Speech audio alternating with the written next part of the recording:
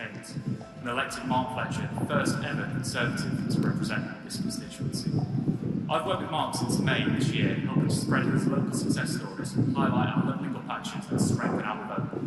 Now, we've already delivered over 32,000 leaflets and surveys, but I'm not slowing down because I've got big new targets to meet.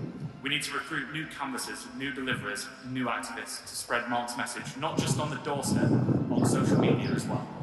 That's on top of running local issue campaigns, such as here in Blackwell with the speeding campaign for the A617, and organising community events. It's tough work, but it makes a huge difference, and none of it would be possible without members like you and supporters like you. My position is funded entirely through donations, so every member, donor and supporter has the chance to play a massive role. Because although it's my job to grow the team here in Bolsover, campaign managers and successful campaigns rely on people across the country for support, whether that's knocking on doors or chipping in.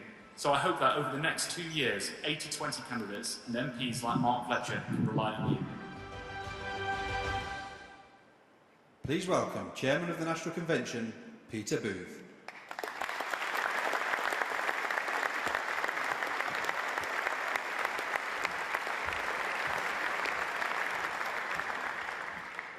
Good evening, Cheltenham. This is the 6th of our hustings on our national tour, and we're at the halfway point, and we've been so far to Leeds, Exeter, Cardiff, Eastbourne and Darlington. And for me, it's good to be home in the southwest where I live, and I actually get to go home this weekend.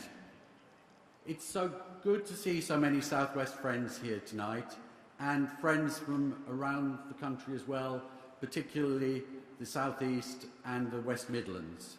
Welcome to the best region in the country.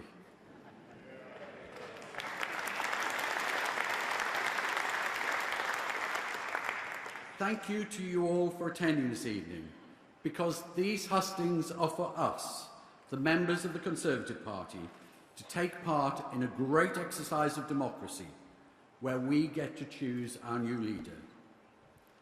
She or he will be announced on the 5th of September, and as we're the party of government, then will become Prime Minister very soon afterwards.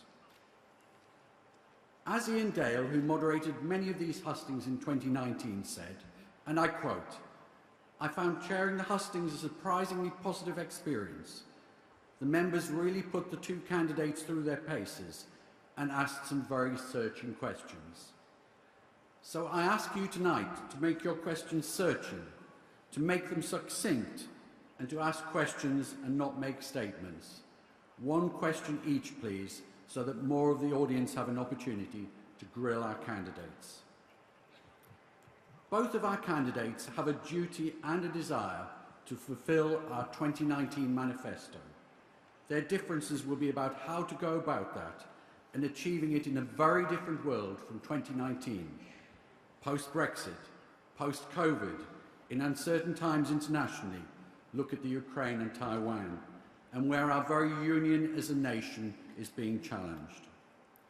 So I'm sure tonight that you'll want to test our candidates, to seek to establish their strengths, and to see who you think is best capable of running our great nation. As we're all Conservatives here, well, I hope, because we did have some hecklers in Eastbourne, I know that you'll be respectful of our two candidates and keep your questions positive. As you know, our ballot is opened. You can cast your vote online or by post. It's very easy to vote online, or you can choose traditional snail mail. And if you do vote by post, then please remember to put a stamp on your envelope. You should have received your ballot paper by today, and if you haven't, then please contact your constituency chairman or constituency office, who'll be able to help you.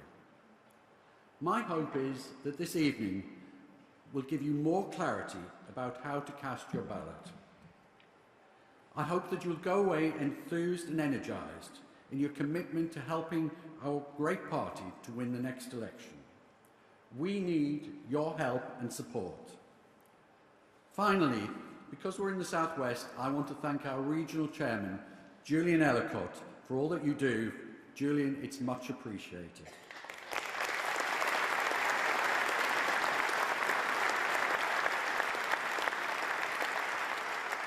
And now, ladies and gentlemen, without further ado, let's get on with the show. Please welcome Chairman of the Conservative Party, Andrew Stevenson.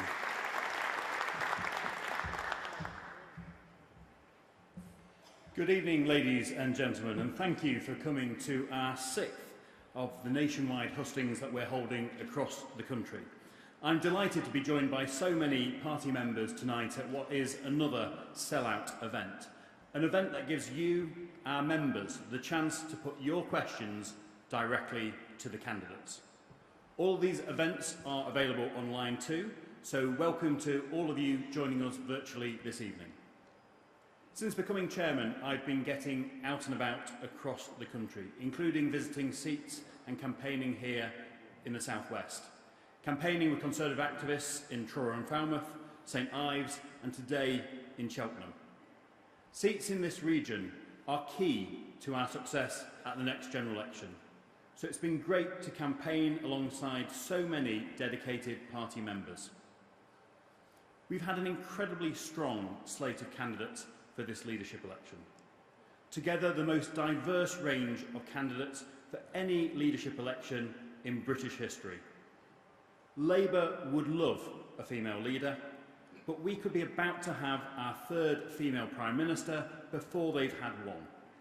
Or our first Prime Minister of Asian heritage, the second Conservative Prime Minister from an ethnic minority background after Benjamin Disraeli. I'm staying neutral in this contest, as are all of our hard-working party staff.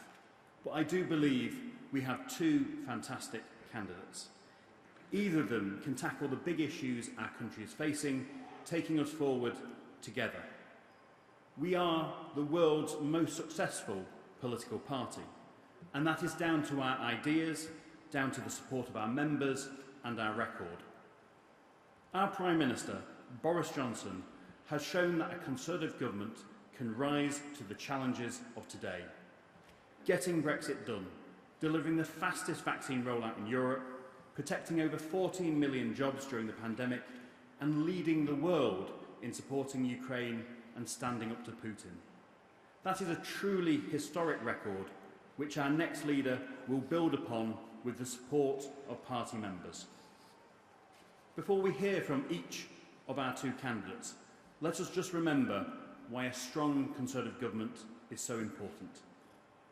The alternative is a Labour-led government, likely in coalition with the Liberal Democrats and the SNP, which would risk the integrity of our United Kingdom. Labour would have never broken the Brexit deadlock.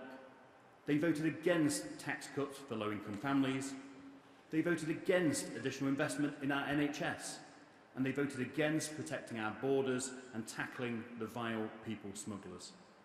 And now they want Sir Keir Starmer to run our country, when he can't even get his own party on side with a hard-working majority of British people against Labour's union paymasters. With shadow ministers even joining picket lines, it's very clear that Labour still isn't working. Remember, when Labour last left government, they admitted there was no money left, and no Labour government has ever left office with unemployment lower than when they came to power. That is what is at stake. It is our next leader who will relentlessly continue to deliver for the British people, leading the way in standing up for our ideals and our partners on the world stage, uniting the country and uniting our Conservative Party. I know that you all want to hear from the two candidates to help you decide who to choose to lead our great party and our country. So with no further ado, let me hand over to your host here in Cheltenham this evening, Camilla Tominey. Thank you very much.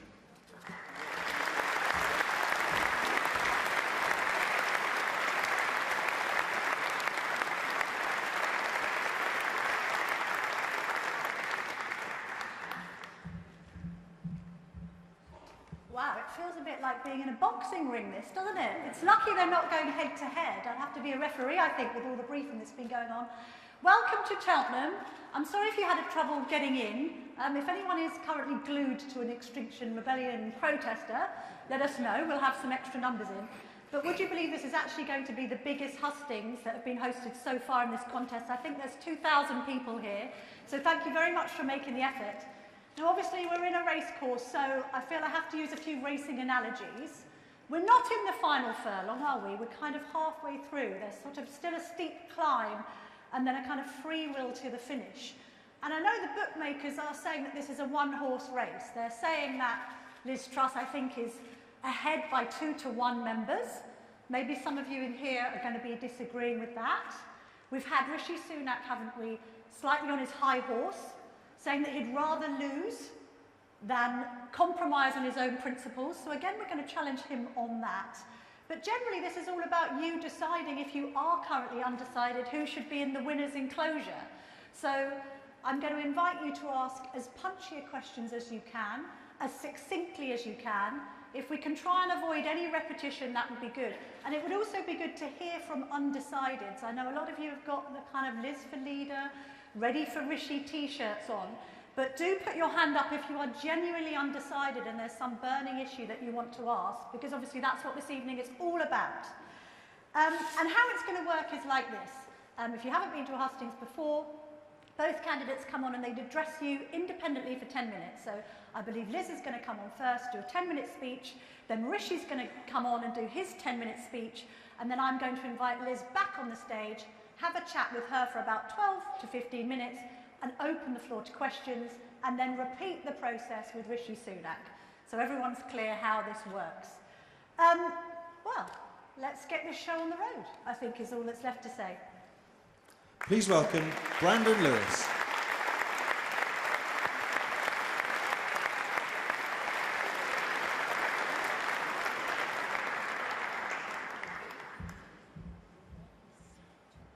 Good evening. It's fantastic to be here in Cheltenham, and I'm here to introduce Liz Truss for you this evening. I first got to know Liz when we were candidates together ahead of the 2010 general election, both of us Norfolk candidates. And what I saw, even back then with Liz, was somebody who understood what it took to win, what she needed to do to fight for and to deliver for her constituents, both in her own seat and across Norfolk, where she helped Chloe Smith in the by-election as well as up in Newark as well. And she came to Great Yarmouth in 2010 and 15 to do her bit for her colleagues, to make sure that we returned a Conservative government, because she knew what we needed to do, the work we all needed to put in to make sure we had a Conservative government for our country. In 2010, we then became MPs together, and I've seen her consistently fight, not just for her constituents, but working together collegiately to deliver for people across Norfolk. In 2012, Liz and I both became ministers at the same time. And again, what I've seen consistently in her time in government, across a number of government departments, is somebody whose focus has been on delivering, getting things done for the people across the United Kingdom and across a range of departments. Whether it's delivering in the Department of Trade on the phenomenal trade deals that she did as we've come out of the European Union, or whether it's challenging orthodoxies where they need to be challenged to do things better and differently, to deliver better for people across our country, Liz has consistently delivered.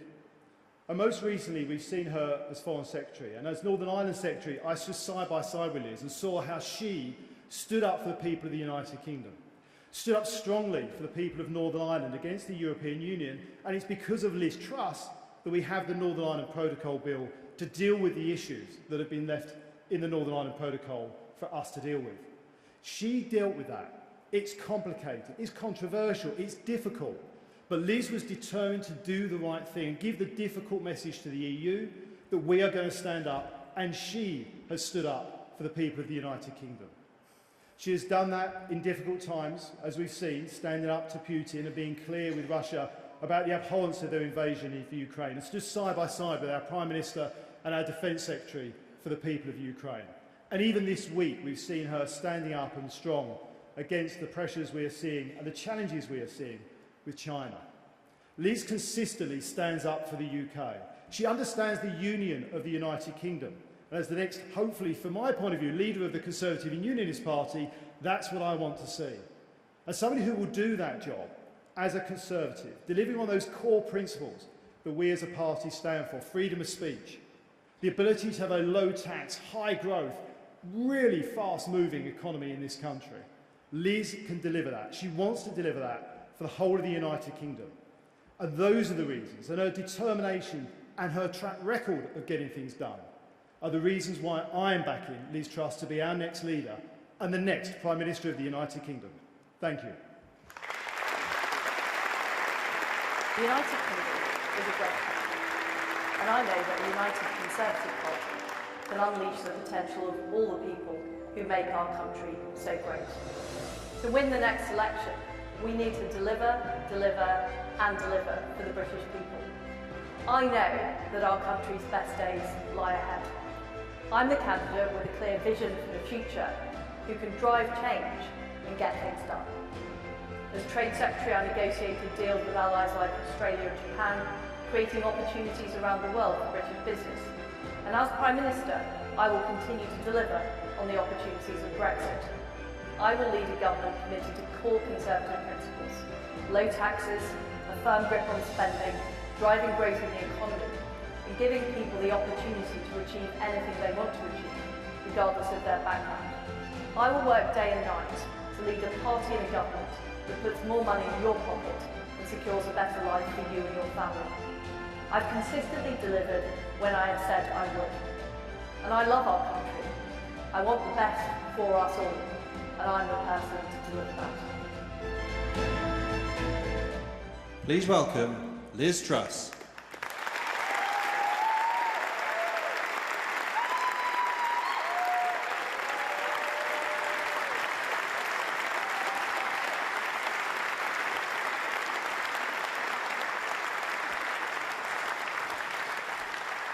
Friends, ladies and gentlemen, it's fantastic to be here in Cheltenham. Now, in 1996, at the age of 21, I joined the Conservative Party. But I have a dark secret that I want to share with you tonight. Before that, I was a member of the Liberal Democrats. Look, I know I have sinned, but it was a teenage mistake. And all I can say is in my time in the Liberal Democrats, I learned all of their dark secrets and dirty tricks. I learned about the bar charts with the fake numbers in them. I learned about them telling one thing to one group of people and one thing to another group of people. And I learned that they didn't share my principles, a belief in low taxation and freedom and the ability of people to shape their own lives. And what I can tell you is if you select me as your Prime Minister, I will make sure the Liberal Democrats never come back here again in Cheltenham or anywhere else in the west of England.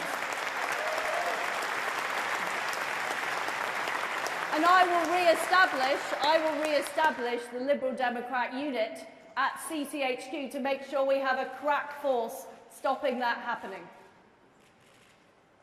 Now, I'm not from a traditional Conservative background.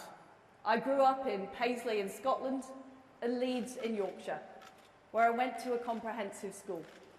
And at my school, what I saw children being let down by low expectations because of their background, let down by the left-wing Leeds City Council who preferred political correctness to making sure that all children understood English and maths, and let down by lack of opportunity in the area. And that's what made me want to go into politics, because I thought it was a huge waste, and I wanted something in our country. I want everybody from all areas to have the opportunity to succeed. I want us to be an aspiration nation. But the fact is, we do face very difficult economic times.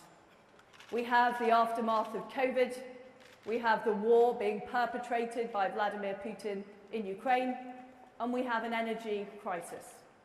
And this comes after 2 decades of relatively low growth here in Britain. And my friends, I do not think we can carry on with business as usual. We need to do things differently. We need a bold plan for growth. And that is what I would deliver as your Prime Minister. First of all, I'd unleash the full potential of Brexit, getting all of the EU laws off our statute books by the end of 2023.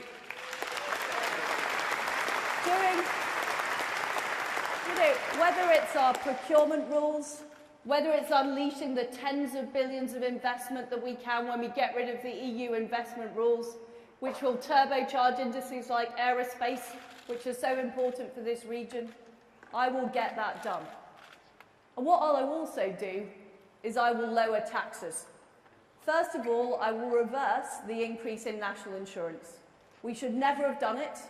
It was against our manifesto commitment. We can still afford to pay for the NHS and social care out of general taxation and be able to pay down our debt starting within 3 years.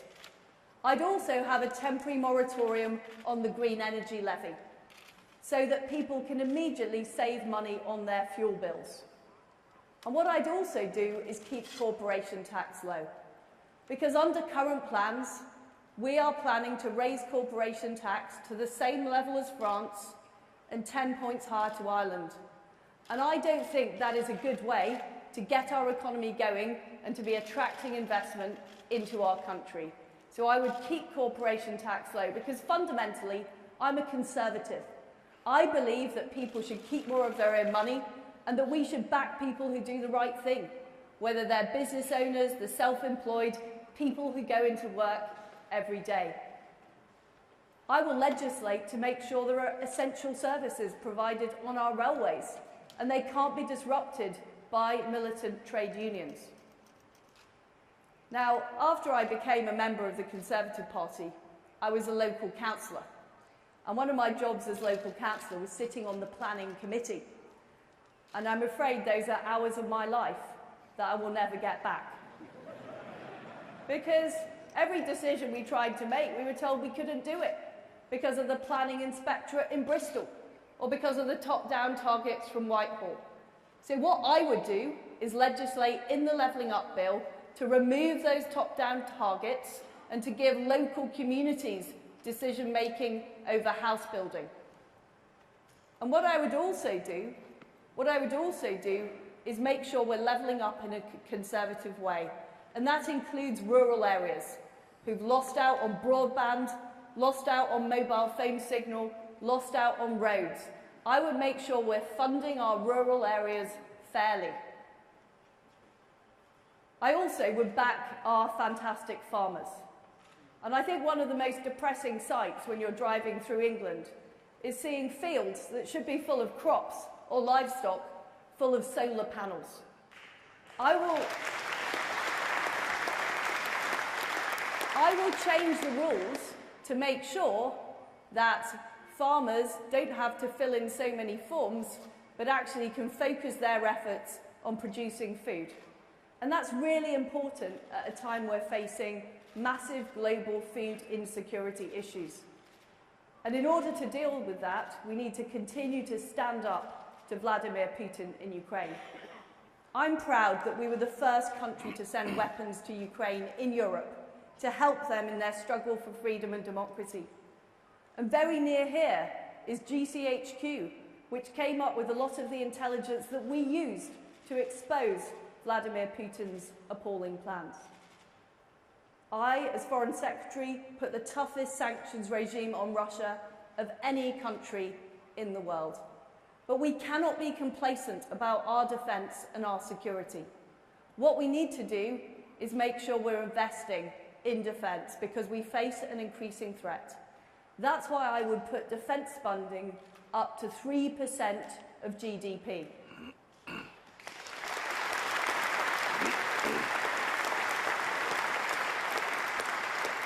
I'll also make sure we tackle the small boats in the English Channel. I supported Priti Patel in the Rwanda scheme, and I want to extend that scheme to more countries, and I will also make sure that British legislators cannot be overruled by the ECHR. I will legislate for that. I will legislate for that in the British Bill of Rights. I'm determined that we should stand up for freedom and democracy around the world. But I'm also determined that we should stand up for it here in Britain. Now, I'm a plain talking Yorkshire woman, and I know that a woman is a woman.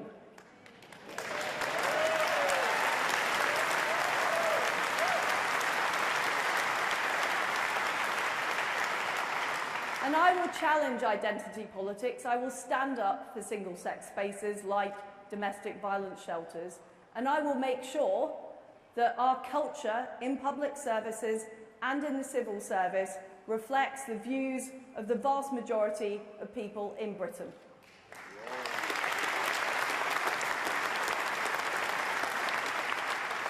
And I'll also challenge those who try and talk our country down, who say our best days are behind us, that somehow we should be ashamed of our history, that somehow we should be kowtowing to other countries around the world. Quite the opposite is true. I travel the world and I know that people have huge respect for the United Kingdom and what we offer. What we need is a bit more respect for ourselves and our values. And we need to make sure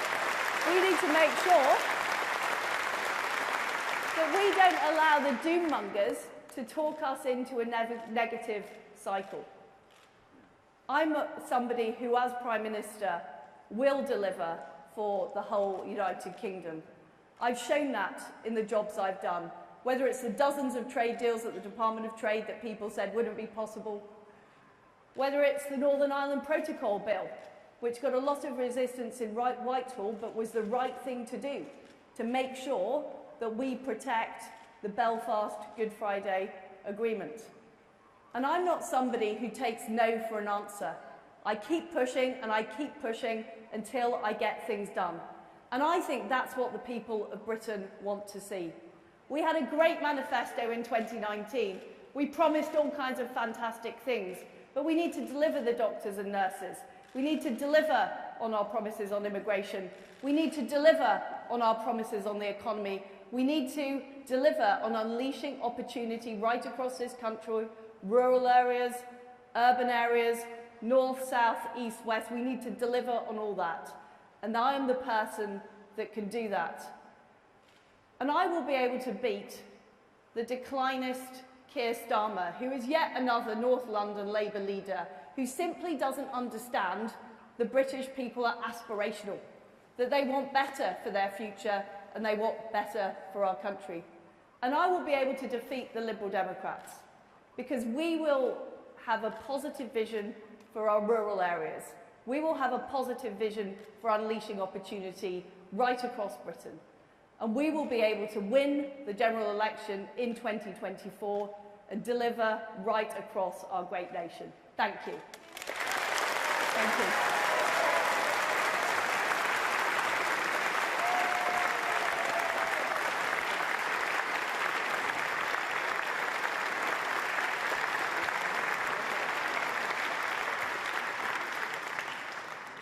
Okay, so that's Liz Truss's pitch. We're going to hear from Rishi Sunak in just a moment. There's just a few technological, I don't know, things that need to go on in the background, so I'm just going to fill in for a minute by saying, don't forget that we're covering all of this on the Telegraph. I have to give the Telegraph a plug, not least because my editor is standing right in front of me. There's probably thousands of people now watching this on the live stream and equally on our YouTube channel, so you can access all of the hustings because we've got them on the Telegraph website, even if you can't physically be there. And without further ado, I think we're now ready to introduce Rishi Sunak. Please welcome Alex Chalk.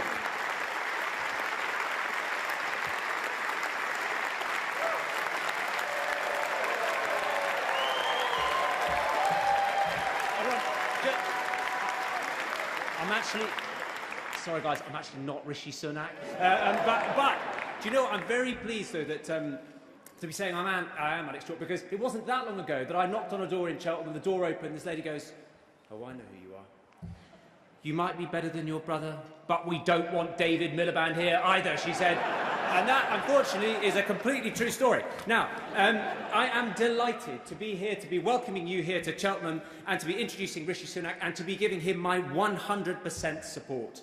And in backing him, I'm not just one of five of the 6 Gloucestershire MPs who know him and have worked alongside him for many years, people who have fought Liberals and Labour.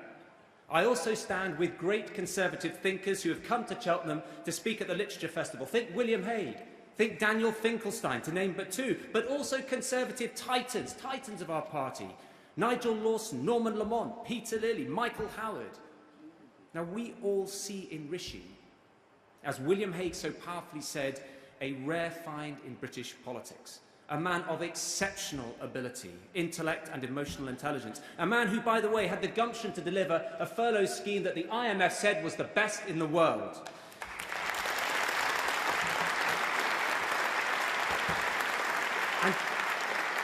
And critically, he is a man with judgment, because judgment is going to be absolutely essential in the coming months.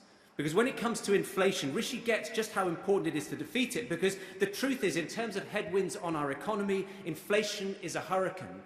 And just marvel at this, 3 of the 18 wards that I represent in Cheltenham are in the bottom decile of income per capita anywhere in our country.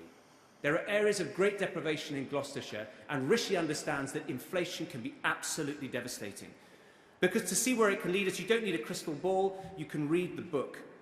History shows us that inflation does generational damage. It can devastate household incomes. It makes getting on top of government spending far more difficult. It puts downward pressure on the pound. It's why Margaret Thatcher called it the biggest destroyer of all. But I've seen in Rishi someone who wants to deliver prosperity and financial stability, not just for the sake of it, but for what it can do for our country, for the British people, for my constituents. He knows that it's stability that will catalyse our economy and deliver the jobs, prosperity and excellent public services that flow from it. And also, it helps us find what Churchill called the treasure in the heart of every man.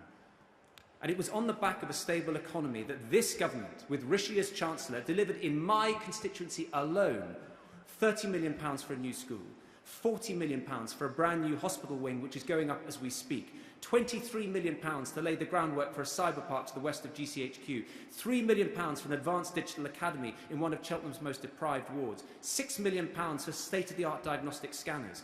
All these things have changed lives here in Gloucestershire and will do in the future, because if we secure our economy, all this we can do and more. We can deliver opportunities for our young people, and we can keep vital national security organisations like GCHQ properly resourced. And I tell you now, as somebody who spends a lot of time speaking to my constituents out and about in my infamous and frankly repellent high-vis jacket, there is a candidate who speaks not just to the party, but to the country. A candidate who I hear on the streets time and again, as recently as 3 hours ago, who can reach floating voters and who can save our country from the misery of a Labour, Lib Dem, SNP stitch-up which would literally tear our country apart. A candidate who can put us in the best position to win the marginal seats in Gloucestershire, like Cheltenham and Stroud. A candidate who can lead this country to a great future. That candidate, ladies and gentlemen, that Prime Minister, is Rishi Sunak.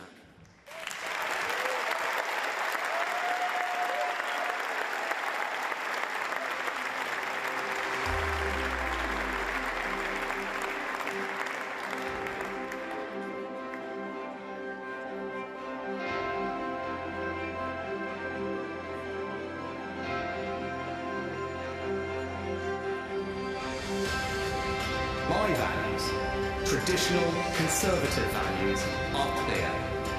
Hard work, patriotism, fairness, a love of family, pragmatism, but also an unshakable belief that we can build a better future.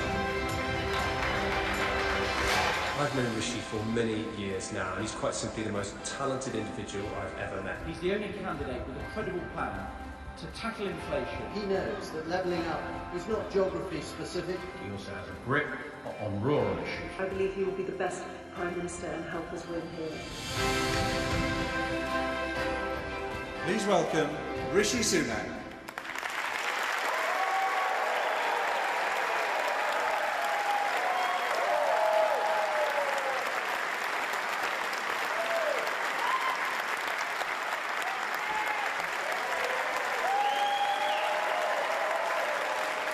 Good evening. Good evening, everyone. Thank you for the warm welcome introduction. It is fantastic to be with you all tonight. Thank you for having me. Now look, so I've been out and about campaigning, and there's one thing I realised. People always ask me about my relationship with the Prime Minister. As you might imagine, there's been a topic of conversation in this leadership contest, but not always in the way that you might expect. Just the other day, this lady came to me and she said, you know, you and Boris are very different, aren't you? I thought, yes, let's see where this is going to go. She said, he looks like he's lost his hairbrush, but you look like your mum's brushed your hair. So, in any case, right, I am standing here in front of you tonight, in front of this extraordinary Conservative crowd, for one very simple reason. And that's because our country did something extraordinary for my family. It welcomed them here as immigrants 60 years ago and allowed them to build a better life. Now, I was raised with a few simple values. First is that family means everything to me, because the bonds of family are far greater than anything any government could ever hope to replicate, and we as Conservatives must never ever forget that.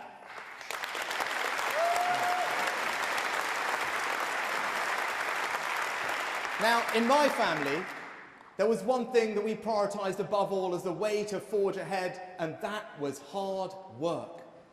My dad was an NHS GP, my mum ran the local chemist in Southampton where I grew up, and I spent all my time working in her shop, out and about in the community, delivering medicines to people, but also doing her books, her accounts, seeing the power of that small business to provide jobs and opportunity in our local community. Now, for my parents, there was one thing that they believed above all else would be the path to making sure that their 3 children had the better future that they dreamed of. And that was simple, and it was education. And that's why today I passionately believe, like all of you, I passionately believe that the best way that we reduce inequality in society, the best way that we spread opportunity, indeed the best way that we transform people's lives, is to ensure that the birthright of every child is a world-class education.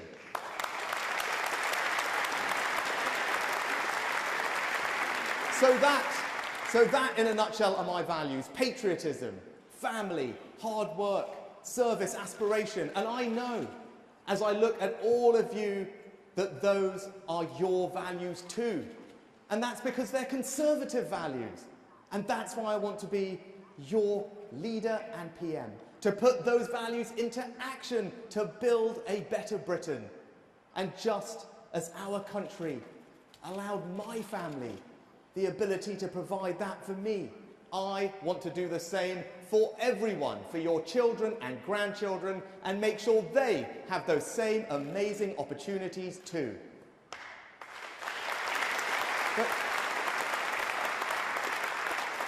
But how will we do that? Well, we need to do 3 things. Firstly, we need to restore trust. Next, we need to rebuild the economy. And then we need to reunite our country. Now, restoring trust, for me, starts with honesty. And as you can see in this leadership race, I haven't always said the things that people may want to hear, but I've said the things that people need to hear, because our country faces real challenges.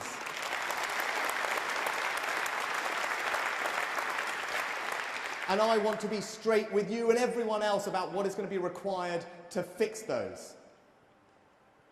But even though that doesn't make my life easy, it is honest, and for me, that's what leadership is all about.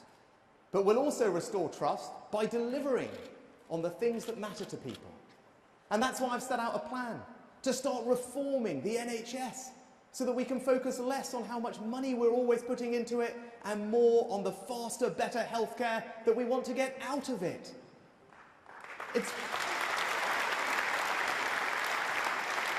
It's why I want to make sure that we restore trust with our rural communities.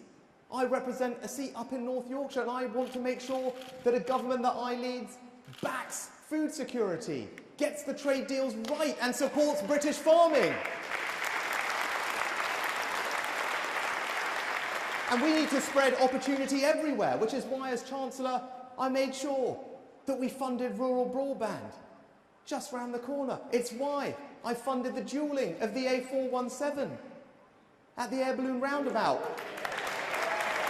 Because levelling up Levelling up is not just about the north, it's for everywhere, including right here. But it's also why I've set out a radical plan to finally tackle illegal migration. Because for too long, all of us have watched on our TV screens people coming here illegally in boats, and it is wrong and it must stop. Now, we are a proud, compassionate country that will always welcome those who need our help, welcome people like my family, but they must come here legally and properly.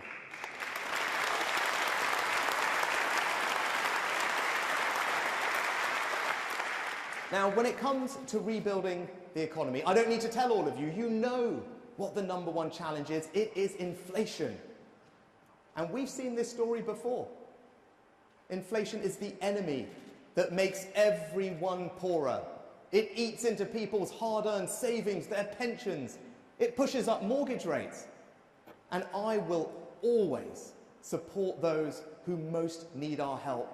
And this autumn and winter, a Conservative government that I am privileged to lead will be proud not just to cut VAT on energy bills, but to go further to support the most vulnerable in our society, because that's what a compassionate Conservative governments do. But what I will not do is pursue policies that risk making inflation far worse and last far longer, especially if those policies seem to amount to borrowing £50 billion and putting it on the country's credit card and asking our kids and our grandkids to pick up the tab. Because that's not right. It's not responsible. And it is certainly not Conservative. But we will cut taxes. And for the first time in 16 years in this Parliament, I will cut income tax. Because as a Conservative, I want to make sure that hard work always pays. And I won't stop there. Just like Nigel Lawson, we will go on cutting income tax for years to come, but we will do that responsibly. We will do it by being tough and efficient with public spending, and we will do it by growing our economy.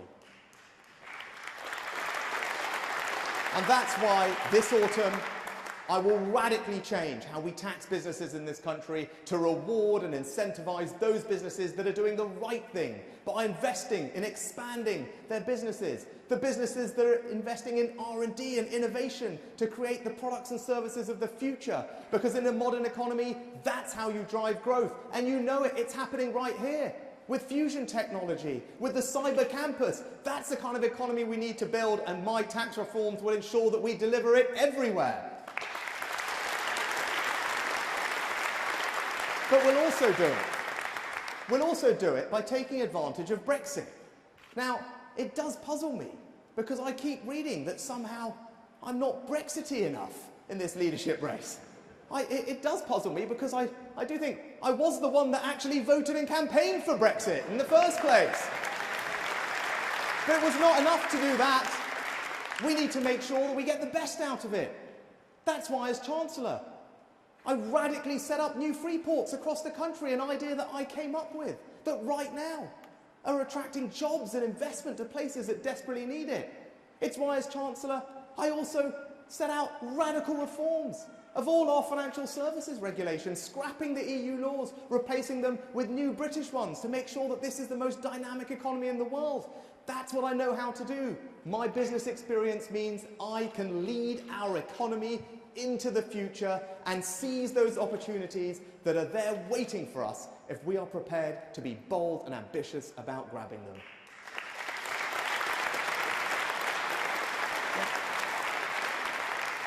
Because in 2 years' time, we have to do something very special.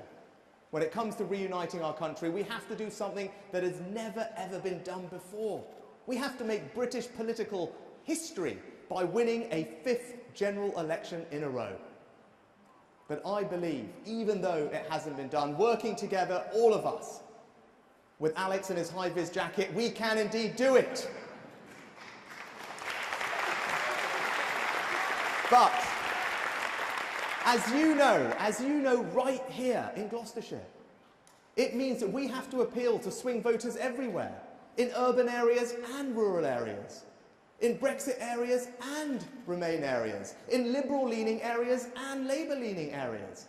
And I passionately believe, and the evidence supports, that I am the candidate that gives our party the best opportunity, not just here in Gloucestershire, but across the country, in beating Labour and the Liberals and ensuring that Keir Starmer never walks through the door of 10 Downing Street.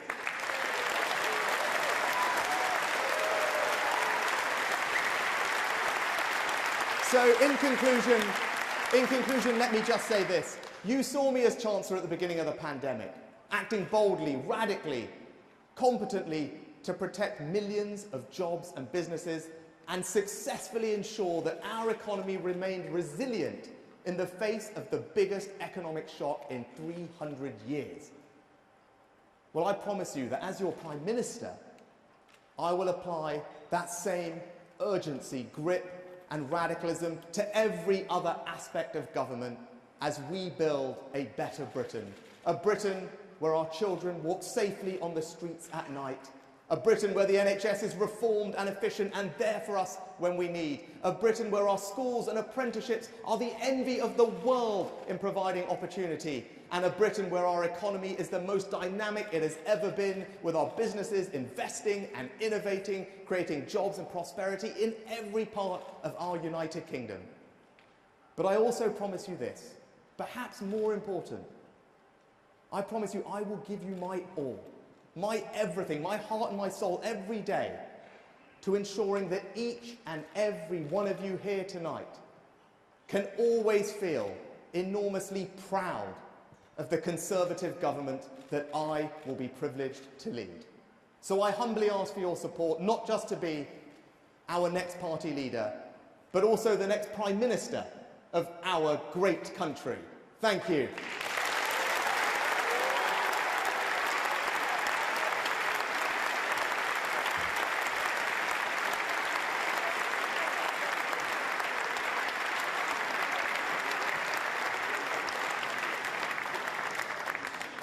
Okay, so those are the pitches, but we're obviously going to delve into the detail, and with that in mind, I'd like to welcome Liz Truss back onto the stage.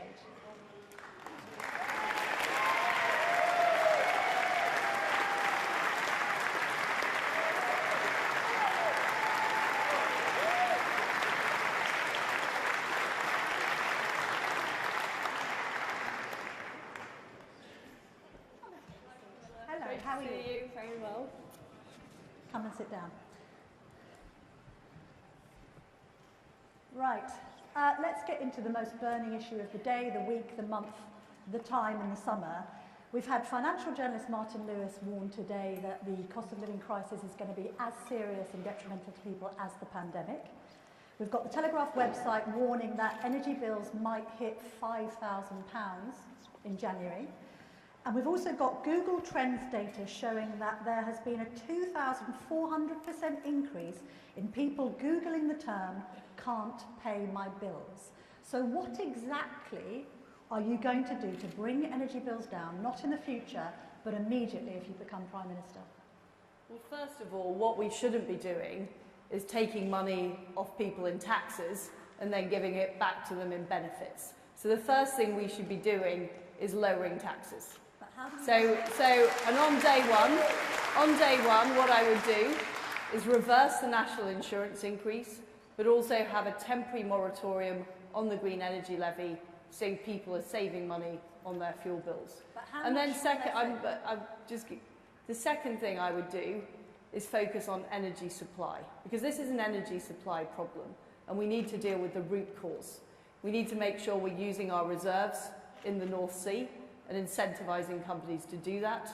We need to make sure we're fracking in parts of the country where there is local support for that taking place. And we need to get on with delivering the small modular nuclear reactors, which we produce here in Derbyshire. And we need to get on with nuclear power stations as well. So we need to press ahead with all of those supply issues. As Prime Minister, I will make sure I am working with the energy companies to get that supply on as quickly as possible and make sure we're dealing with the issue of high costs. Now, of course, we always need to make sure that we are helping people and supporting people, but fundamentally, the key to being able to do that is having economic growth. And we are currently forecast to have a recession. We have the highest taxes in 70 years. And if we allow a recession to happen, and I think there's a real danger of us talking ourselves into a recession at the moment, we will be in a much worse position later this year and next year. So getting economic growth going, doing those post-Brexit regulatory reforms, keeping taxes low is vitally important to be able to stabilise the economy so we are able to do all we can in these very difficult circumstances. Okay, so I think people are very clear on your desire to cut taxes. Let's clarify the point you made about handouts. Are you for them or against them? Camilla, what I have always said is my first preference is always to reduce taxes. I do not like the Gordon Brown style economics where you take money off people in taxes and give it back in benefits. And at the moment we're all paying taxes. We're all paying taxes on the green energy levy on our fuel bills.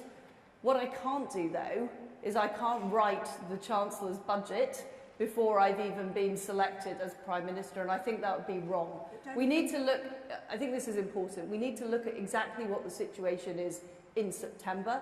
We need to look at what measures we can take, both on taxes and supply and other measures. But what I am not going to do is announce the results of that work now, because I'm not Prime Minister.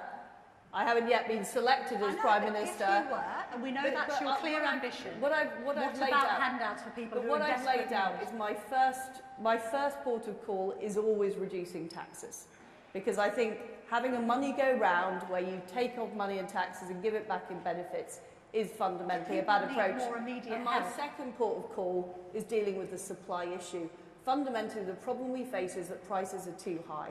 And if we keep just the answer to every question is raising tax, we will choke off economic growth and we will send ourselves to penury. And I think that's a massive problem. Although the IFS has warned today that because of inflation, the government is likely to lose about 40% of its spending.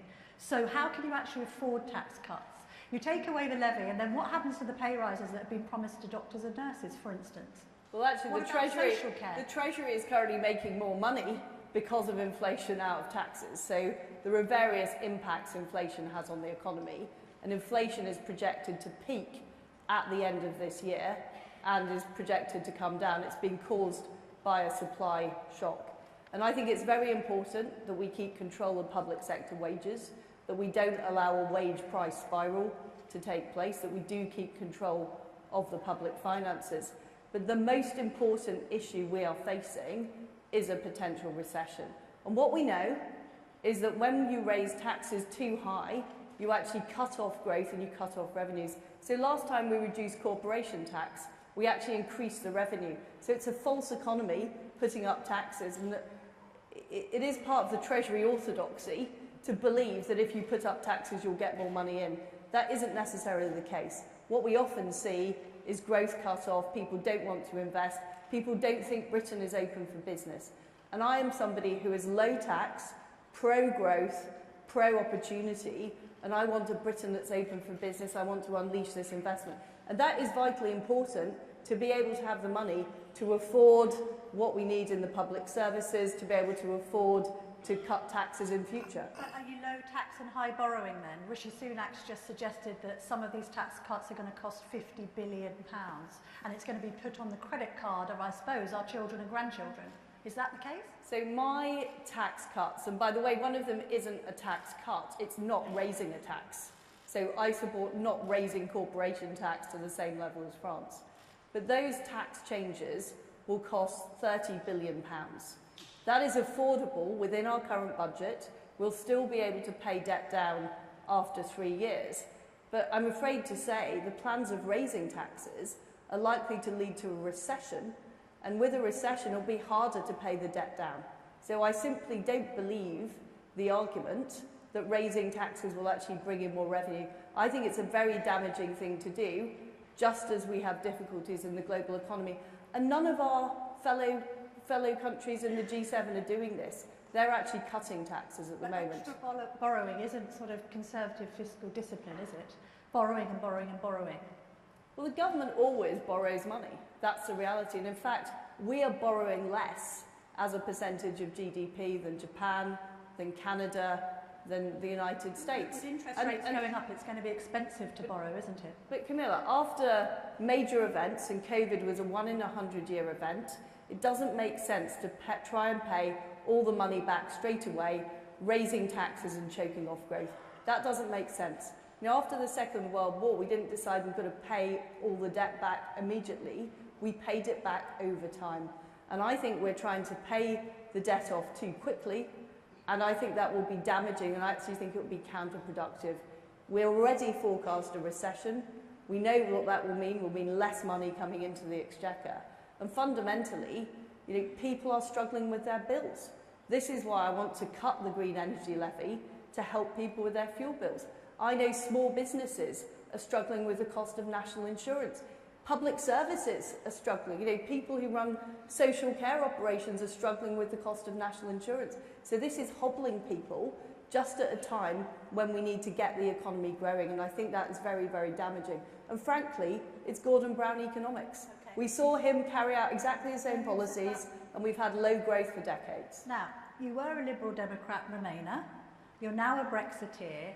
Are you just someone who blows in the direction of the political wind? How can people here trust in what you're saying? Isn't it just politically expedient to suddenly back leave? Well, I left the Liberal Democrats when I was 20, Camilla. And I think we all make mistakes as teenagers that we might regret. Some people drink too much, some people take drugs, other people do other dangerous things. I joined the Liberal Democrats. But I'm somebody. Look, I freely admit to being on a political journey. My parents were left-wing. My first political experience was age 8, being taken on a CND march, campaigning to ban the bomb with my mum. And over time, I learnt to think for myself, and I thought I don't agree with that. I thought the Soviet Union was a damaging force in the world, and actually, I wanted to be on the side of freedom and democracy. And my political views have been shaped by a desire to see people free to live their own lives and free to get on in life. And as I mentioned earlier, have those opportunities. And that's what shaped. And on the subject of supporting Remain, which I did under David Cameron's leadership, I was pretty equivocal at the time. You can ask David Cameron about this. There were lots of discussions at the time. I wasn't sure. And I was concerned about the potential disruption. But once people voted to leave, and I saw there wasn't the disruption, and I looked at the opportunities, and I have done more than most of the cabinet to deliver the opportunities of Brexit, whether it's the trade deals, whether it's the Northern Ireland Protocol bill, and frankly, I don't think we have been fast enough at delivering things like Solvency II. I had a round table in the city last week. They told me if we got on with getting rid of Solvency II, it would free tens of billions of pounds that we could see invested right across Britain, in places like the Red Wall, in places like, here in the aerospace industry, in manufacturing industry. And the fact is, that hasn't happened because Whitehall has been too slow, and I'm somebody that will push through Whitehall, and I will get that stuff done, and I will make it happen. So maybe your kind of conversion on European issues is a bit like Thatcher's. You're wearing the pussy bow blouses. You're trying to emulate Mrs. T. Like you today, well, I think, in my outfit. Do you know what? We're both in navy blue. But what is the Thatcher thing? Are you doing that on purpose, dressing like her, acting like her? What's all that about? I'm my own person. I do think it is a thing about being a woman in politics. That you always get, some people are saying, why not? And, look, don't get me wrong, I'm a massive fan of Mrs. Thatcher, but we live in different times. I am my own person, but what I notice, and I hope you're going to ask, Rishi Sunak,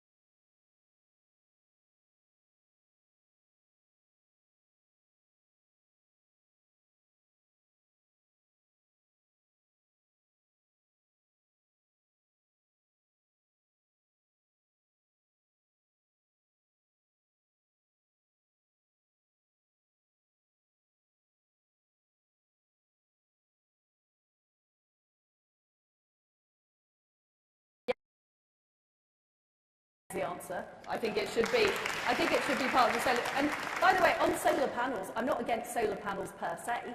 There are plenty of commercial.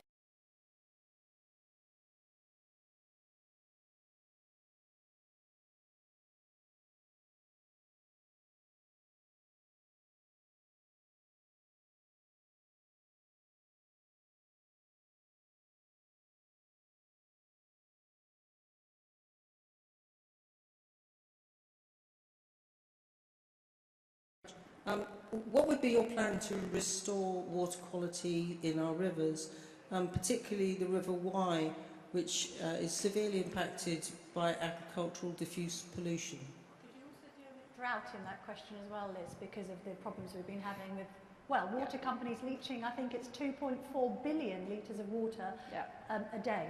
I mean, the answer is we need to be much tougher on water companies, particularly on leaks and also emitting nasty pollutants into rivers. And in Norfolk we have some fantastic chalk streams, and they are very, very precious, and we need to do all we can to make sure they're protected. So I would make sure the water companies are held to account, and also make sure we are dealing with the effluent that is going into our waterways. And what we still have on our statute books, we still have EU environment law. And what I want to do is look at the specific flora and fauna in Britain and how we make sure we protect those endangered species and specific natural habitats like chalk streams here in the United Kingdom. And that is a key law I think we need to change. But at the moment we're protecting some of the wrong things and we're not protecting the right things. This water company target that was set several years ago to reduce this wastage by 16%. It's not high enough, is it? Why should our bills go up if the water companies can't keep the water in the pipes? I agree with you, and I think the problem with a lot of utility regulation is we were one of the first countries to privatise utilities, and we created these regulators, but over time they have become less effective at doing the job, and in some cases they're actually not promoting enough growth and competition as well. So I would review the regulators and how they're operating to make sure they are much more effective. But you're right, water is a natural monopoly, and we've got to be tough on the water companies to do the right thing. The chap here in the blue jacket, please.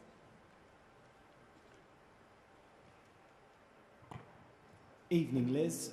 What is your definition of success 90 days having walked through the gates of number 10? So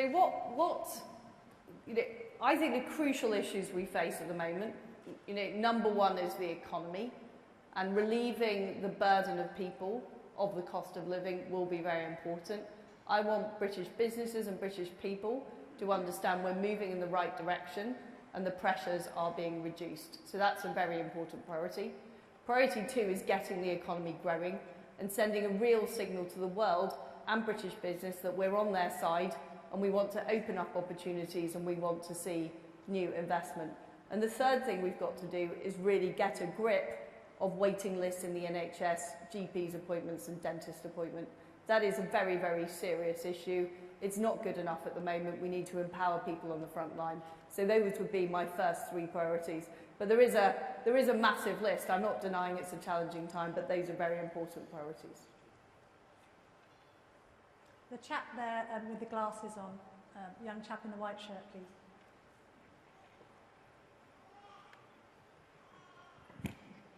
Thank you.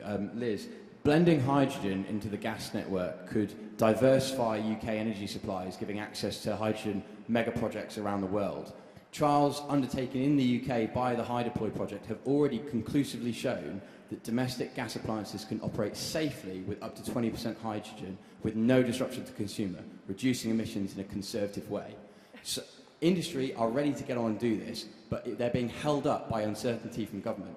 So if you are elected as leader and PM, will you in your first 100 days make a formal policy decision to change regulations, allow blending of hydrogen into the network and let industry get on and safeguard our energy security?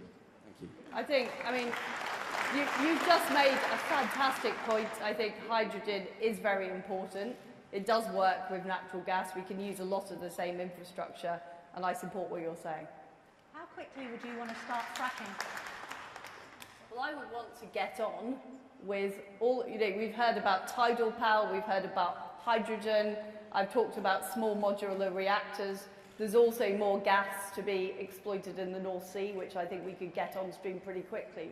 And I would want to move as fast as possible with all of those solutions, because energy security is an absolutely key priority, as well as keeping prices low for consumers. And my view is, rather than, and this is the point I'm making about people talking about subsidising consumers, of course, we always need to make sure that people are able to, live in our society, that they are able to get by.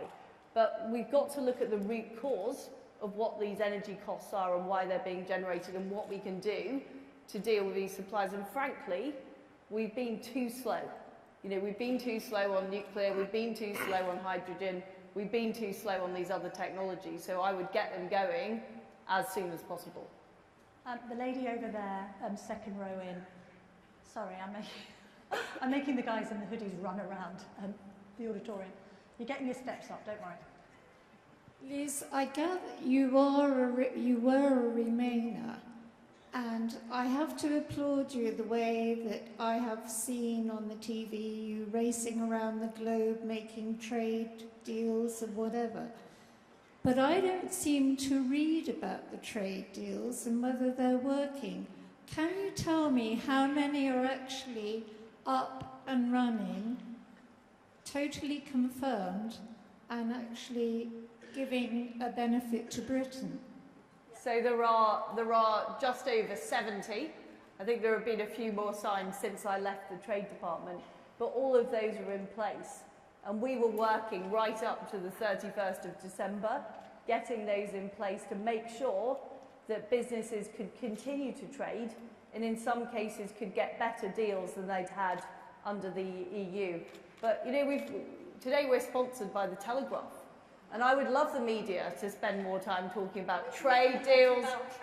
You've written for us on trade deals. I have written for you on trade deals, but the point is that what trade deals is they open the door for business, but then we need to help businesses actually get their products into market. We set up the Export Support Service to help do that. But I would love to see the press write about that rather than about political rows. But are you happy sometimes with the press this week? Because you've had a bit of a go at us. Well, I had a go at Tom Newton-Dunn, but right. you're asking much sounder questions, Camilla. Thank you. The lady over there. She is, isn't she? I'm sorry, she is. The lady over there with the spotty dress, I think. Thanks, and thanks, Liz. I think everybody in this room and Conservative members around the country are going to come behind whoever is our next leader and Prime Minister. So my question to you this evening is, when it comes to the general election in 2024, or whenever it comes, what are the three things about you that are going to make sure that we bring swing voters along and hold on to the seats we won in 2019 and gain in other areas? Well, first of all, I will not have an election before 2024. I think that's a very important point. And because we've got to deliver for people. And that is my number one point, that in 2019 we promised that we would deliver. We promised we'd level up the country. We promised we'd deliver broadband. We promised we'd deliver less NHS waiting lists, more doctors, more police officers. We've got to deliver all that stuff, and we've got to show people that things are getting better. And that, for me, is about opening opportunities, getting more investment, getting spades in the ground, getting economic growth. And even though I'm a pretty fast mover, I appreciate it will take some time to make that happen. So delivery is the number one point. The second point about me is that I don't make promises I can't keep. And I am a straightforward person who tells it like it is. And I think that is something that people across the country appreciate. And I've certainly found that when I'm travelling around and talking to people around the country. And the third way that I will win the next election is making sure we're using all of the Conservative team. During this leadership race, we've seen some fantastic candidates. I'm delighted that Penny Mordaunt and Tom Tugendhat are now backing my campaign. We've also got Rishi, Kemi, all really, really competent people. And what I want to see is a less presidential number 10 and one that really presents a team of fantastic Conservatives who deliver for people right across the country. So the three things I will do is, first of all, I will deliver. Secondly, I will be honest and make sure people can trust me. And thirdly, I will do it as a team. Okay, I'm looking at 4 minutes left on the clock. So let's have rapid-fire questions and answers. A man is so eager for me to pick him there with the sunglasses on his shirt. There. Stand up if you will, sir, and then he can see you easily. Here, sorry. There we are. He's got his sunglasses on indoors, which is bold. Do you know that it's hotter in Cheltenham than it is in Florida today? Why aren't we staycationing after this? Well, we are. Well, we may as well. Let's go to the Cotswolds. Yes, sir. Thank you very much, Liz. Lovely to see you. You made 2 points about the environment, which received rapturous applause in here. And I have to say, as a Conservative voter for 9 years, it would receive the absolute opposite outside. Green levy is £150 off a bill. That does not touch the side, probably of most people in the room, their bills. And secondly, there is a question here. Secondly, you say you go past Farmer's Field and you're horrified to see solar panels. You'll be even more horrified in a few years with drought, with crop failure, and everything else caused by the climate emergency. Cutting green levies now sends the wrong message to business and it sends the wrong message to people. Yeah. Do you think that's good enough? So I do not believe we can tax ourselves to growth, and I don't believe we should tax ourselves to net zero. I want to achieve net zero, but I want to do it in a way that harnesses capital, that harnesses investment, that harnesses the City of London to actually invest in the new technologies. So we've heard about these fantastic ideas like hydrogen, tidal power, but I'm afraid things like the green energy levy are yet another example of us taxing ordinary people rather than finding new innovative ways of bringing businesses in, bringing investment in to solve what are technological problems. And I don't agree it needs to be that way. I was an environmental activist before it was fashionable. I campaigned in the 1990s to protect the ozone layer, and it was Mrs. Thatcher who signed the Montreal Accord to protect it. But we don't need to accept that environmental goods have to come through left-wing solutions. And fundamentally, I'm about investment and growth, not tax and spend.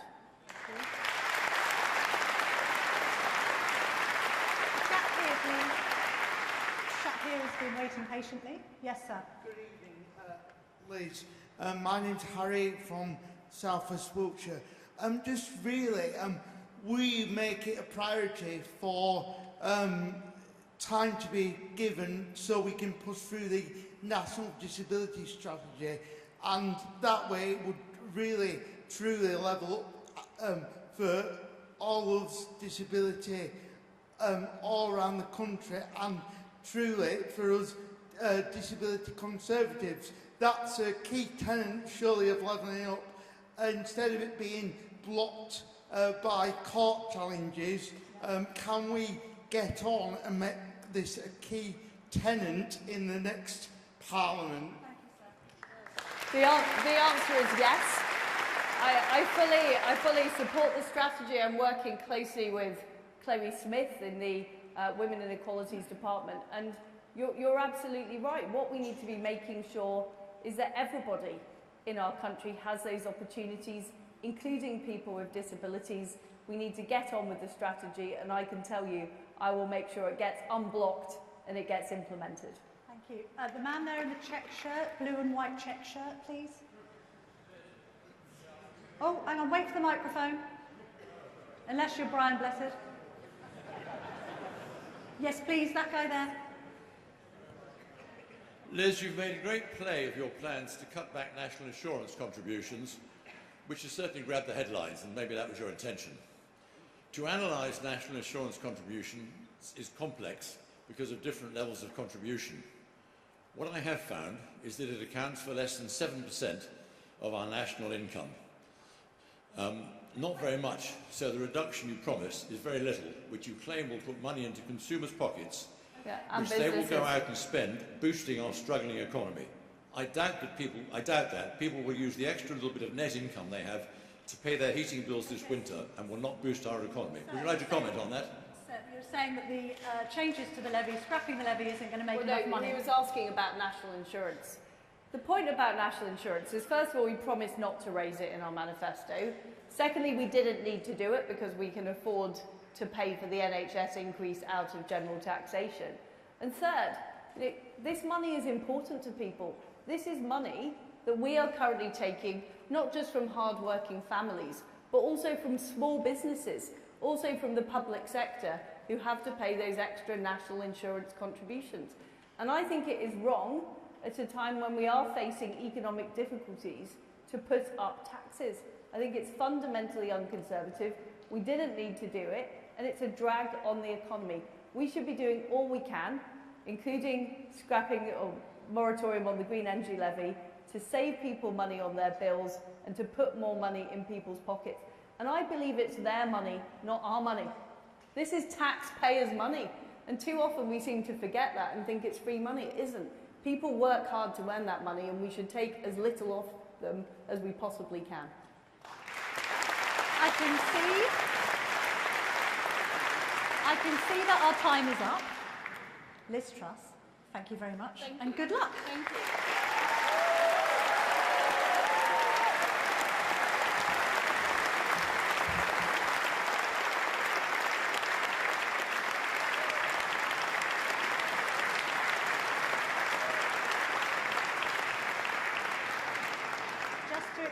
To the sound guys, I've had to take this out of my ear because it was whistling like I was picking up, I don't know, some sort of distant radio station. So without further ado, let's welcome onto the stage Rishi Sunak.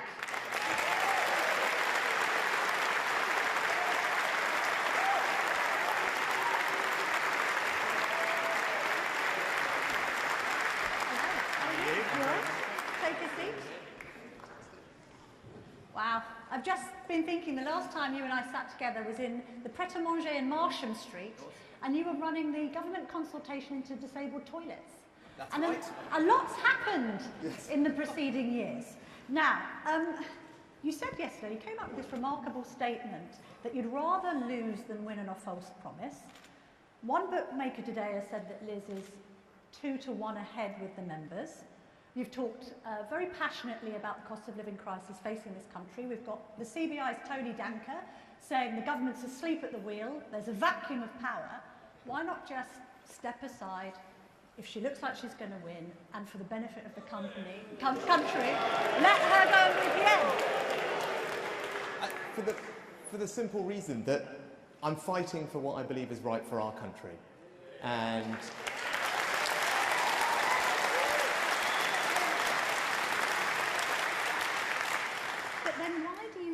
Chris Skidmore has defected from you to Truss then?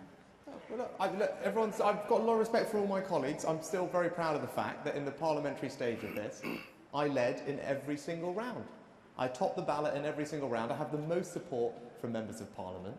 And actually, it's not just numbers. If you look at it, it's a breadth of support that I'm proud about. It's from parliamentary colleagues from across the spectrum. People who voted for Brexit, voted Remain, urban seats, rural seats, newer colleagues, most experienced colleagues. I'm really proud to have all their support, and I'm going to, as I said, we're only halfway through this thing. I'm going to fight till the last day with everything I've got because I'm fighting for what I believe in.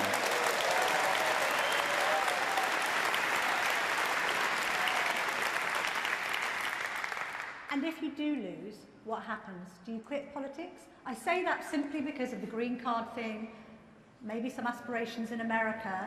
What would happen next for Rishi Sunak? I mean, I'm... There's no point booing. That's right. They're questions that people want answered. No, well, sadly, you're not going to get rid of me that easily, really, all I can say.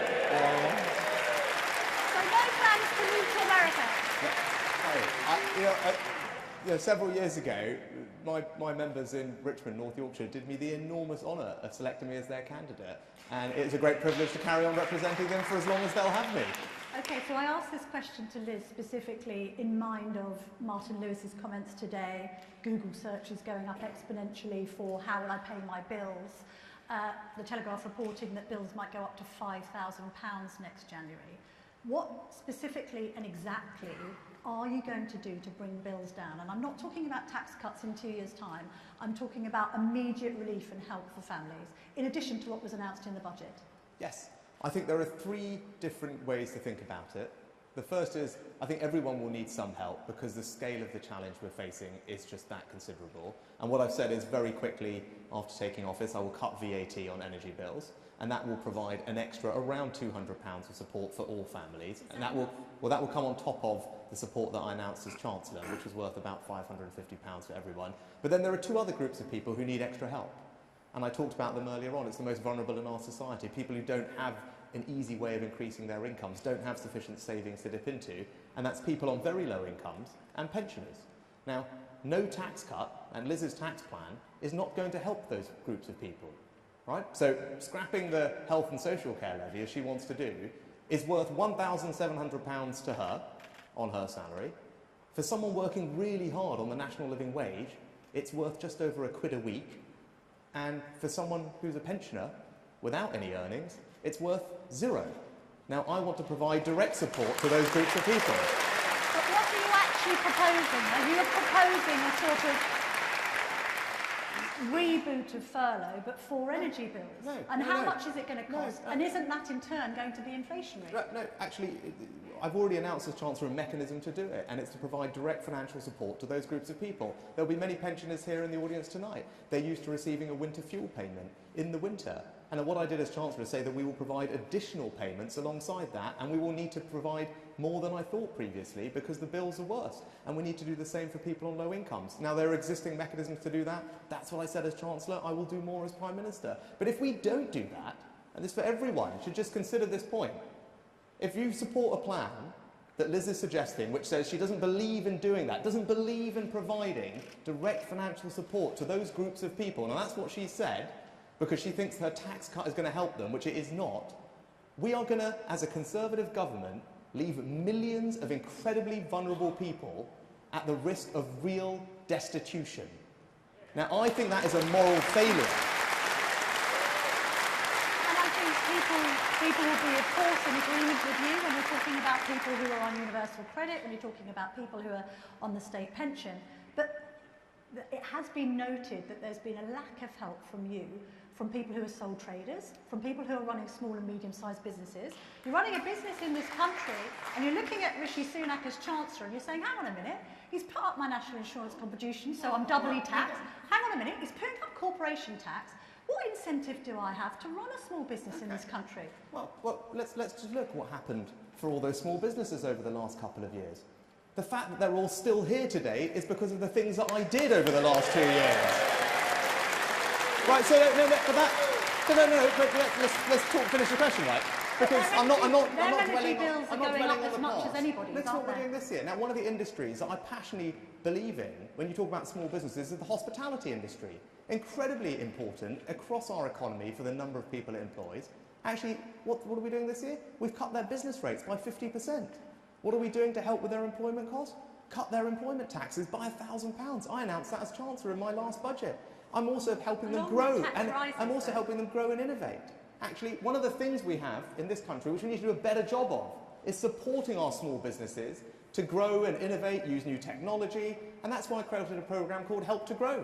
It provides them with mini MBAs, it provides them with software to get online, to make sure their business can be even more profitable. That's what I'm doing for small businesses. And you talk about corporation tax, 70% of UK registered companies aren't going to see any change in their corporation tax under my plan, so they are going to be protected from that.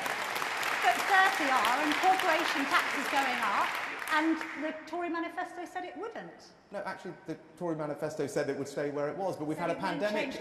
We've had a pandemic since then. But let's talk about it. Yes, corporation tax is going to go up for the largest businesses under my plan, because I think that's a reasonable and fair thing to do in the circumstances. But as I said, remember that 70% of companies won't see an increase, so small businesses are protected. The second thing you need to know is the rate that it is going up to is still the lowest in the G7 group of countries that we compete with. So it's still lower than America, France, Italy, Germany, Japan, Canada. Let's broaden it out to the 20 largest countries that we compete with. We'll still have the 4th lowest rate. So it's a very internationally competitive rate. But I'll tell you what you need to know most importantly is that alongside that, As I said in my speech, we are going to radically cut taxes for businesses that actually do the right things to grow our economy. That's businesses that invest more, businesses that innovate more. That's where our tax system isn't very generous. That's how you drive growth and productivity and create jobs in a modern economy. So I want to cut the taxes on the things that work, not just sound good. So why are Liz Truss tax cuts inflationary, and why aren't your tax cuts inflationary? Because Liz Truss's corporation tax plan is simply wrong. We've tried it for 10 years. And let me tell you all, business investment in this country today is no greater than it was a decade ago. It hasn't worked, the experiment on corporation tax rate. It just simply hasn't worked. If you want to drive growth in a modern economy, you need businesses to invest. Business investment in this country lags almost every other advanced economy. Why? There are many reasons, but one of them is that our tax treatment of it is not generous enough, and that's why we should focus our tax cuts on the things that actually will grow our economy, and that's why it's not inflationary. If you cut taxes for a business that is expanding its factory, putting in a new production line, putting in robotics to increase its productivity, that's how you create more products in a country. That's how you reduce inflation, because they are proper supply-side tax cuts. What's confusing people, I think, is you sort of making a comment on the economy that you were in charge of. You know, why didn't you predict, for instance, the inflationary nature of quantitative easing? Why didn't you do anything about that? You're talking about corporation tax. Yes, and that's why I want to change it. I'm talking about quantitative easing. Some of the inflationary measures that were put in place by the Bank of England have proved to be disastrous. That happened under your watch. So why are you now saying to people, I'm going to repair the economy that has been damaged under your watch, some would argue? Well, I think when it comes to the Bank of England, I think maybe unlike what you've just said, and unlike what Liz is saying, I believe in Bank of England independence. I think it's an important thing. I think it's a very important thing. And I think, actually, I'm very nervous about things I hear elsewhere, about people who seem to think that from Liz's camp and her that we should scrap Bank of England independence. I think that would be a massive mistake for our country, and international investors would really not look very kindly on it at all. But what if the Bank of England does things that seem to exacerbate the problem rather than solve it? The Bank of England has an independent mandate. It is set by the government, and it's right. And it's right that we are tough in making sure that we set the mandate right. I did that. But it's also worth considering there has been a war on, Camilla. The reason that energy prices are where they are in the first instance is because we collectively decided, rightly, to be robust in standing up to Russian aggression. That has led to higher energy prices, and we have to acknowledge that that is a big part of the reason we're suffering from inflation. This question came up quite a lot with subscribers, so I'm going to ask it. If you are this sort of beacon of fiscal discipline, why did you veto chasing the 17 billion in fraudulent COVID loans? Well, that's just simply not right. I mean, who on earth has said that? That's completely absurd. Well, you did have the Treasury Minister resigning over what he described was your schoolboy tactics in failing to grasp the issue. Well, maybe he and everyone else should read the report that was just published the other week. So did people fraudulently take loans or not? And did it happen on the Treasury's watch? It happens across the entirety of government spending. But what you need to realise now, because of the mechanisms that I put in place, the extra teams that are out recovering this stuff, the arrests that are being made, the new laws that we passed, the new agency at the National Crime Agency, the estimated fraud in furlough now is actually estimated to be lower than a typical government programme. And that's something I set up in a matter of weeks in the middle of a crisis. So actually I'm very proud of my record on furlough, and I'm proud that we have gone after those who abused it. As a simple matter of fairness, it's wrong, and we will relentlessly pursue them. So was the Treasury Minister wrong to resign? Yes, he was. Why is Simon Clarke and Kwasi Kwarteng, your former cabinet colleagues, writing in the Telegraph saying that you resisted attempts to cut Brexit red tape, that you weren't committed to overhauling the Northern Ireland Protocol, that you blocked EU Insolvency II being changed? Are you just a nominal Brexiteer? I mean, greatest respect for all my colleagues, so I'm not going to engage in this, but I would just gently point out that neither Kwasi nor Simon Clarke had anything to do with Solvency II and financial services regulation. That was done entirely by myself and John Glenn. And actually, there is a bill that is ready to introduce in Parliament as soon as I become Prime Minister that will radically change not just Solvency II, but all of our financial services regulations. But what about this general accusation, and maybe it comes from the right of the party, but it's unfair, that you sort of were taken hostage by the Treasury. A Treasury that we know is institutionally opposed to Brexit and constantly obsessing about EU markets rather than perhaps what the They were. public voted for. Yeah, they were, Camilla, they were. And you know what? When they said that, I didn't listen to them. I voted for Brexit, but there was someone else who held up their Treasury documents. It wasn't me, it was Liz Truss at the time. Okay? So I'm very prepared to confront the consensus. Actually, on corporation tax, that's what we're doing. We're challenging consensus.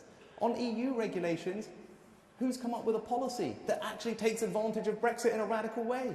Creating free ports around the country. I did that. Right? Who's actually scrapping EU laws off the statute book, replacing them with the British regulatory system in financial services? That's what I'm doing. I'm frustrated that I haven't seen that degree of radicalism across government. That's what I want to change. Right? So that this idea that somehow I'm not Brexity enough, I just find very puzzling. Let's talk about your fellow Brexiteer, Boris Johnson, to conclude before we go to audience questions. This Privilege Committee investigation, the goalposts have changed a bit. It was going to find out whether he had deliberately misled Parliament. Now it's just going to find out if he misled. Do you support that, or do you think he should be recused of this investigation now?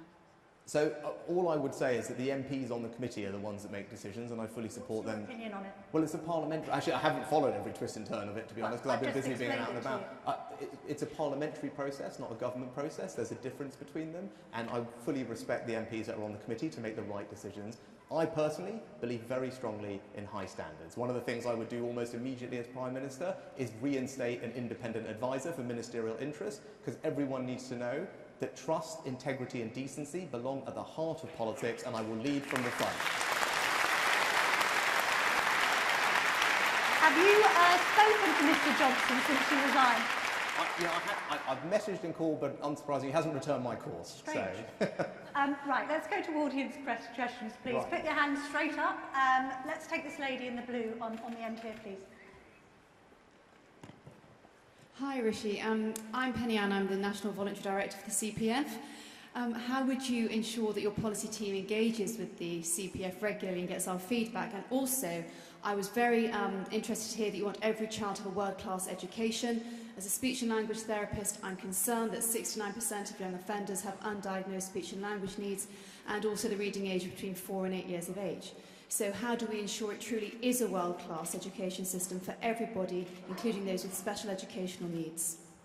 Thank you for the excellent question. It's actually been a real privilege to work with John Penrose and all your colleagues while I was Chancellor, and thank you for all the ideas that you sent.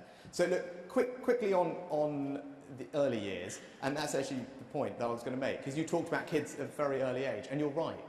Because if we now look at all the negative outcomes we see in society, not just educationally, but all the other social ills that we see in our older adults or late teens, what's clear is, if we could have solved them at a very early age, we would have made an enormous difference.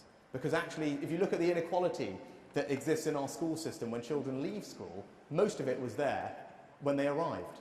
So if we actually can tackle things much earlier, as you said, focusing on those very early years, whether it's 4-year-olds, 5-year-olds, we can make an enormous difference. And I made some of that changes as Chancellor, starting to focus more of our resources earlier on, and it's something I think we should keep doing. Now, to your other question, now if you've got 5 minutes, I put it online on ConHome. It's called a contract with members, and it's what I want to do for the party, because we've talked a lot about what we'll do for the country in this election. But for the party, what I want to do is make sure we actually regularly have a survey of all of you. It's a simple idea, but we don't do it currently. And what I'd like to do is make sure we have regular surveys of your opinions. But even better than that, there's no point just asking what you think. What I've committed to is not only will we have those surveys, but that those topics will get discussed explicitly at political cabinet, so that all of you feel that your participation and support of the party is being recognised and discussed at the highest levels, so that we are all on the same team. And that's just one of the few changes I want to make. I was going to ask on education because it was the subject of that lady's question.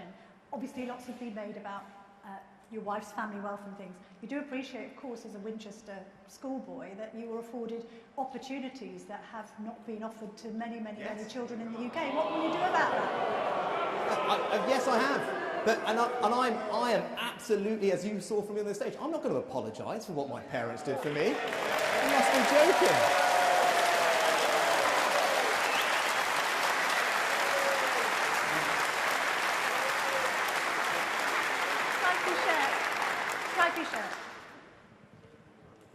evening, Rishi. Good evening.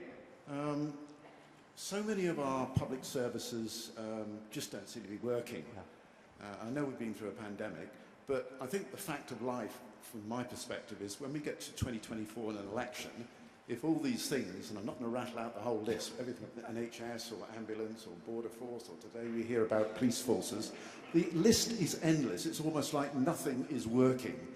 And whoever is Prime Minister, I think will get booted out in 2024 unless there are major improvements. And I think that will just be a fact of life, because people will say we need to change, because the phrase used to be Labour wasn't working. It was a great slogan of ours some years back. I think probably Keir Starmer and co will be able to demonstrate that the Tory government is not working, because so many of these things will still be below standard. Now, what are you going to fix it? And I'm not talking about highfalutin ideas. I'm talking at the cold face, where delivery counts. Yeah, well, sir, your question is absolutely right. And look, there's so much we could talk about. I'm going to focus on one thing because it's probably the most important, and that's the NHS. Right? It's the NHS that is the most used public service. It's the thing that people care about the most. And right now, it's not working as well as it should. And I'll give you one very simple idea of what I want to do. You said a coal-face thing. Because we're going to have to act boldly and radically if we're going to change the dynamic here, if we're going to actually solve these problems. So I want to tackle the issue that no one has bothered tackling for years, and that is the issue of missed NHS appointments. Because there are 15 million missed appointments every year in the NHS, not just at GPs, but at hospitals too. And that's wrong. It's not valuing our doctors properly, but it's also, more importantly, depriving people of care that they urgently need, making them wait unnecessarily long. So I've said I want to get tough on this. Now, lots of people are going to say, oh gosh, well, you can't do that, or it's too hard, or you're being too tough on people. No, we've got to be radical and bold. But if we can solve that problem, and it's not about making money when I want to find people, it's about changing behaviour. Because if we can get people to cancel those appointments in advance, even a few of them, we have created millions more NHS capacity to treat everyone who needs it and treat them faster, and none of us have paid an extra penny to do that. So there's a simple idea, but if we can make it work, we'll make an enormous difference to tackling the backlogs, and that is just one thing we can do, but that kind of radicalism and grit is what I will bring to all the challenges that we face. You saw me do it in the pandemic, and I will do it as Prime Minister across government. Rishi, can you just give us a bit more detail on that? Are you saying that you want to charge people for appointments or fine them if they miss them? And if you want to fine them, how much are you thinking? How much are you thinking? Fines for missed. How much? Yeah, I've said indicatively £10, but the point here is not about to making money. The point is about, for the first time in our society, changing the culture where it shouldn't be acceptable to miss appointments because you're depriving people of care. The lady here in the white. Thank you. Liz mentioned that she would increase the defence budget by 3%. Where do you sit supporting our military? Yes. Well, first of all, let me tell you about my track record. I made sure that we found an extra £1 billion to send to Ukraine just recently from elsewhere across government spending. I made sure that everyone prioritised differently. We could take the money and send it there because they needed it. It's the right thing to do. I was also the Chancellor that, alongside the PM and the Defence Secretary, oversaw the largest increase in defence spending since the end of the Cold War. And we did that in the middle of the pandemic because the threats were rising and the MOD needed to have the security of funding to deal with them. So that's my record. Now, I'm not going to sit here and tell you 3% because I don't believe in arbitrary targets when it comes to something as important as our security. So what I will tell you is simple. I will invest whatever it takes to keep all of you and our country safe, because that is the first duty of a Prime Minister, and it's certainly the first duty of a Conservative Prime Minister.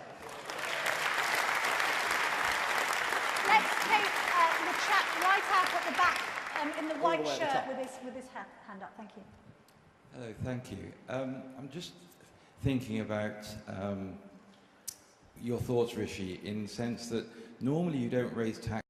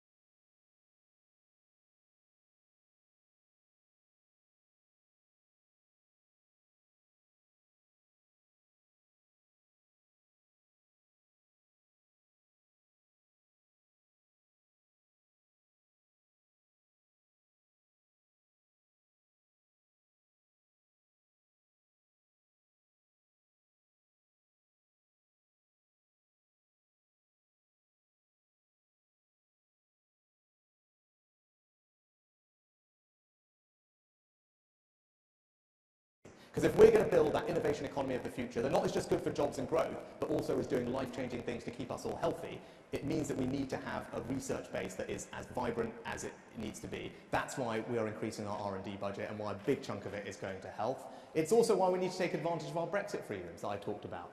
When it comes to clinical trials, I want to make sure we do that differently so we can get drugs through much faster.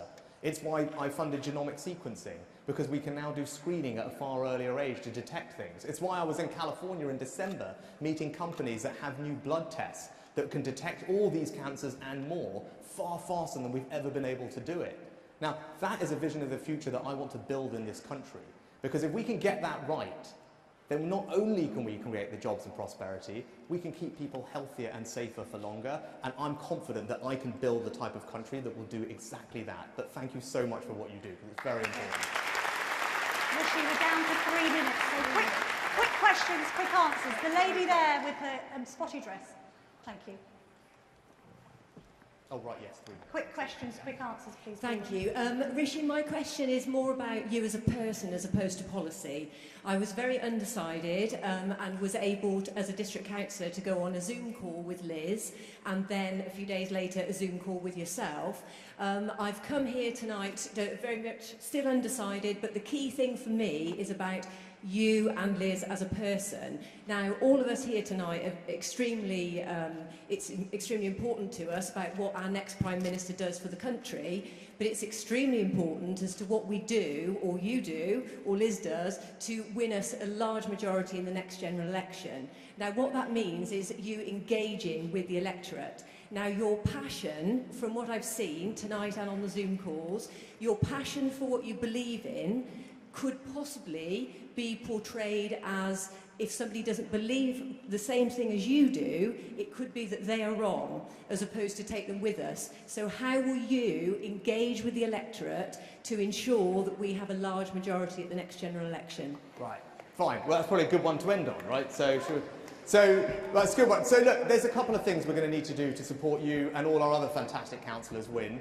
Now, I talked about my contract with members, actually, because that's an important part of it. One thing I want to do is raise far more money than we've ever raised in our party for one very particular purpose, and that is to put dedicated campaign managers in all of our target areas across the entire United Kingdom. Because you deserve the support on the ground. But in terms of appealing to people, the people that we need to appeal to, people in swing seats everywhere, right, they are not actually that ideological. Right? The people in the middle are broadly comfortable with lots of different things, but what they want is a government that works properly, as the gentleman was saying, right? And that is what I will do. The most powerful thing I can do to appeal to those people, for all of us, all those non-ideological swing voters, is what they want is a government that works competently, seriously, with decency and integrity at the heart of everything it does. That's the type of change I'm going to bring, that's the type of government I'm going to lead, and that's how we're going to win the election. Couple more questions. This chap here. On the end here, yeah, with the black jacket on, sir. Thank you. Be as quick as you can, both questioner and answer. Thank you. Considering the age of everyone in here, and the Conservatives totally screwed the pensioners by stopping the triple lock, what are you going to be doing about that? Right, sorry. Oh, so it wasn't a question about young people in the end. Right, sorry. Right, so pension, the triple lock is back. It will be back, and next spring your pension will probably go up by around 10% plus, I would imagine, because that's where inflation will be in the autumn. And it goes back to what I was saying before, because I do believe that we should give people in retirement dignity. That's what a Conservative government does. And that's why, going back to what we talked about right at the beginning, millions of pensioners this autumn and winter are going to have an extraordinarily tough time. They don't have the ability to go out and work more hours. They're already dipping into their savings in retirement. And as I said then, and I'll say it again, if we don't provide direct support to millions of vulnerable pensioners, it will be a moral failure of this party, and the country will never, ever forgive us. Very quick question to end, because we've gone old, let's go young, because this chap here seems to be probably one of the youngest people in the audience. Let's ask him the final question. We all continue to hear more and more about the struggles with young people's mental health. This is particularly so as we emerge from COVID and the impact of our well-being, our social and our academic development after nearly losing 2 years due to lockdowns. What are you planning to do about the mental health crisis affecting the younger generation, who are the future of this country. Yeah, very good. Right. So, thank you for the question. Look, I have two young girls, they're 9 and 11. I'll tell you one very specific thing we have to do is that, like many of you in this room as parents and grandparents, you know, my eldest one has got her iPad, she's about to start doing things on her own, and I am quite frankly petrified about what she's going to see and read and be exposed to online. And it is clear that it is an enormous cause of mental health challenges for young, particularly girls. And so what I want to do is make sure that we quickly pass a new law in Parliament that we've been working on that puts a much tighter obligation on big digital companies to police the online world in exactly the same way as we would police the world that we walk around in. Because there is nothing more precious than our children and young people's innocence. They should not be denied that right. And I, first and foremost, not as Prime Minister, as a dad, will make sure that we do that. Perfect. Thank you very much, Rishi Sunak. Thanks very much. The time is up. Thanks very much. Thank you very much. Thank you.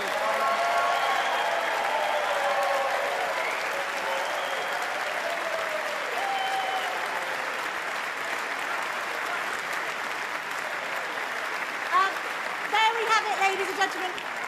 Very quick show of hands. Has anyone come in here wanting to support one and change their minds? Put your hand up if you've changed your mind. Anyone switched? Who has decided? Put your hand up. Who hasn't still decided? Put your hand up. Still a lot to play for with 3 weeks to go. Thank you so much for joining us at the Telegraph Hustings. Have a very safe journey back. Thank you to both Rishi Sunak and Liz Truss. Good night. Thank you. Would Mrs. Linda Paisley please make herself known to a steward in reception? Mrs. Linda Paisley, please make herself known to a steward in reception.